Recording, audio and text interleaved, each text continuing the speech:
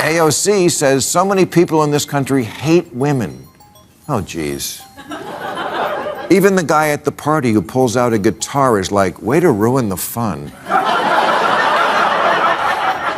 Congressman Jamal Bowman says capitalism is slavery by another name. No, it's not. It's the thing that has given more people more prosperity and hope than any other system, flawed though it surely is. Bill Maher is not stepping away from his criticism of AOC, and in fact he feels even more strongly about it, believing there is a real reason behind his concern. He thinks she could end up being positioned for leadership within the DNC, and he sees that possibility as a serious risk, warning that if it happens the entire party could fall into chaos and lose its direction completely.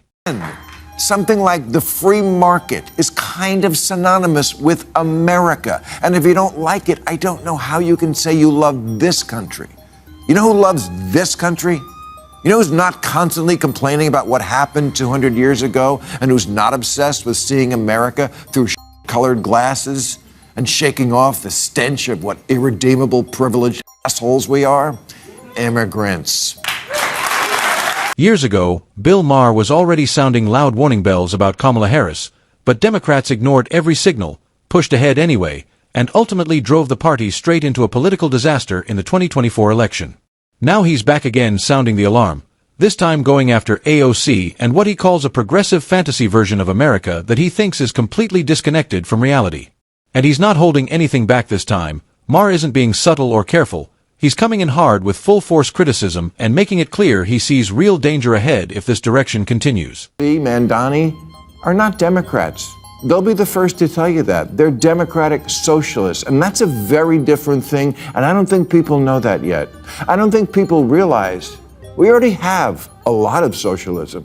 Social Security, Medicare, Medicaid, unemployment insurance, food stamps, veterans benefits, Pell Grants, COVID-era payments, farm subsidies, disability payments, Fannie Mae, Freddie Mac, corporate bailouts, and the jobs program that is building weapons the Pentagon doesn't even want. If you have been paying attention to AOC lately, she has been closely aligned with New York mayoral candidate Zohran Mamdani, and the messaging around their movement is becoming more aggressive. They recently shared a video encouraging every New York parent, regardless of legal status, to enroll their children in free pre-K and childcare programs in the city. The bigger picture, according to critics, is where this is heading. Mamdani campaign is built around expanding government-funded childcare, and he is now working alongside Governor Hochul to scale those programs, even further add his support for abolishing ICE and strong sanctuary city policies, and a pattern starts to emerge. This is exactly what Bill Maher keeps pointing out. He is not arguing against helping families or children, but he says the U.S. already runs social safety nets that support people without turning the entire system into a government-controlled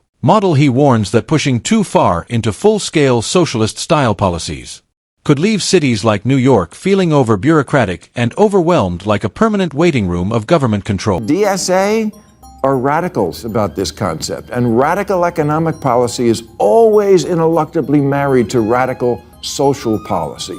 Their platform, for example, calls for completely open borders. They're for what Biden was doing, but more. You think you're going to win an election on that?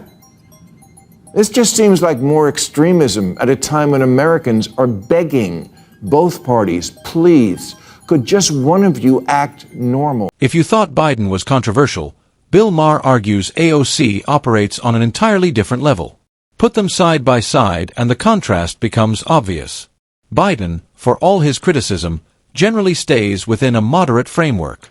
He has supported more flexible border approaches at times, but there are still rules, guardrails, and an effort to maintain control. It may be imperfect, but it isn't designed to be chaotic. AOC, on the other hand, represents a very different mindset. Along with her DSA-aligned allies, she is far more open to aggressive immigration reform rhetoric with fewer restrictions and less emphasis on limits. Where Biden tends to slow things down when tensions rise, she is more willing to push forward without that hesitation. And this is exactly the divide Maher keeps highlighting, not just disagreement over policy, but fundamentally different visions of what the country should be. Okay, I say the next time we have debates, the moderator needs to frame that question a little differently, as say something about America that you like, because honestly, I don't know.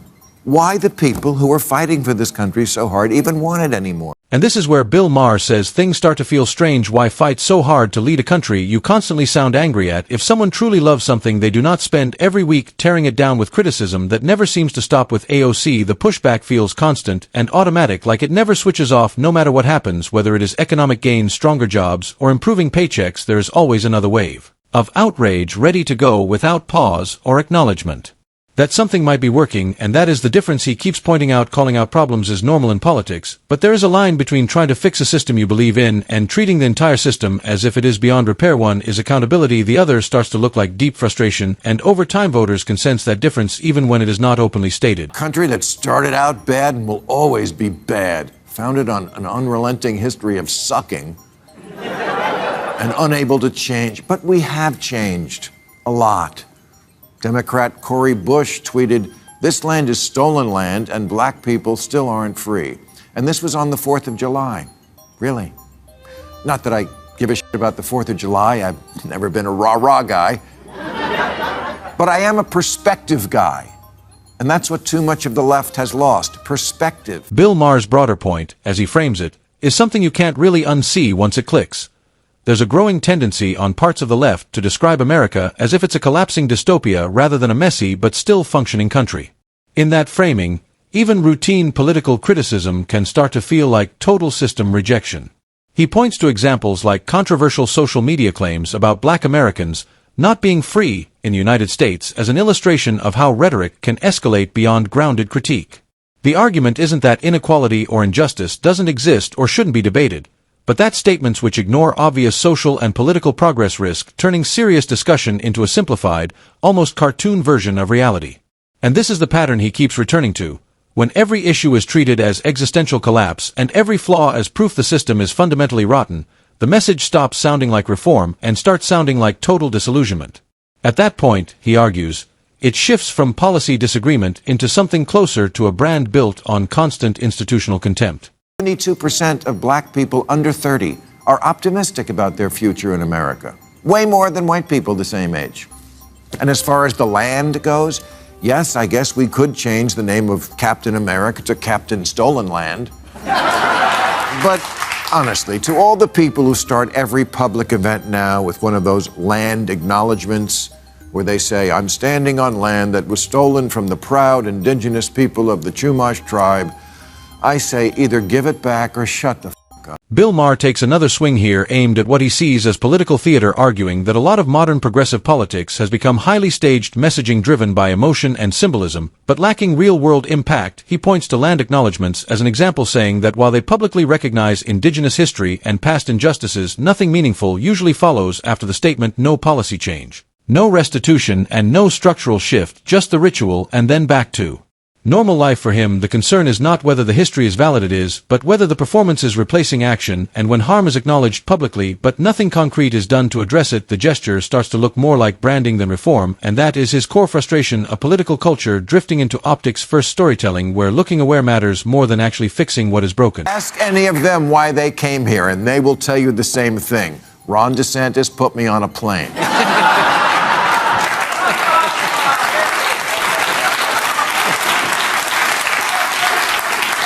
But they will also tell you that America, for all that's so shitty about it right now, is still the last best hope. And those people asking for our votes to take it over should remember that. Here's the blunt version Bill Maher would probably agree with.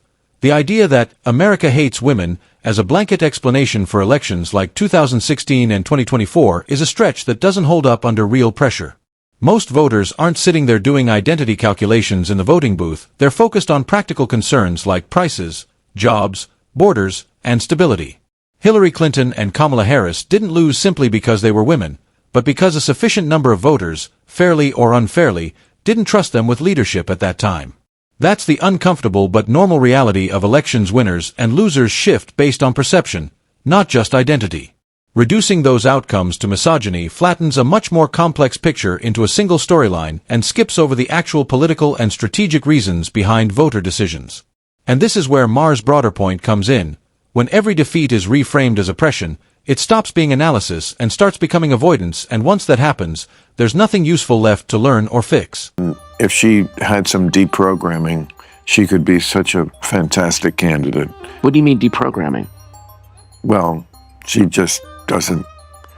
She's never going to resonate with people outside of the bubble that she lives in the very, very far left. Here's the thing that stands out in Bill Maher's critique. The tone of political commentary often shifts too neatly depending on who holds power. Under Biden, many of the same voices now describing America as oppressive or collapsing tended to frame the country in a more functional and cautiously optimistic way, acknowledging flaws but still talking about stability, recovery, and progress. Then leadership changes and the language flips quickly, with the same institutions and everyday realities suddenly described in much darker terms as broken, hostile, or in crisis.